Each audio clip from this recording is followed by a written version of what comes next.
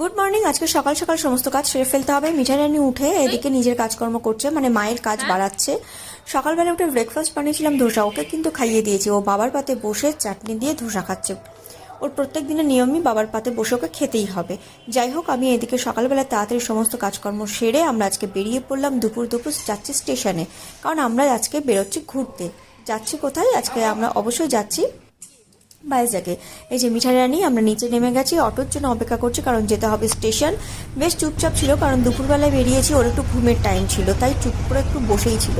যেই আমরা স্টেশনে নামলাম, ব্যাস ওর অত্যাচার শুরু। গোটা স্টেশন চত্বর এদিক ওদিক করে ঘুরে বেড়াচ্ছিল। চুপ করিয়ে এক জায়গায় রাখা যাচ্ছিল না। যেখানে ও ছোট ছোট বন্ধু দেখছে তাদের সাথে গল্প করছে, নিচে এই সমস্ত করে বেরিয়েছে। তারপর তো অনেকখানি দেরি হয়েছিল, ট্রেন ঢুকে গেছে। ওকে উঠে আগে খাইয়ে দিয়েছিলাম, কারণ দুপুরবেলায় খাইয়ে নিয়ে বেরিয়েছিলাম। রাত্রিবেলায় ওর ট্রেনে কিছুতেই ঘুমোবে না, জোর করে ধরিয়ে সকালবেলায় আমরা পৌঁছে গেলাম ভাইজ্যাগ।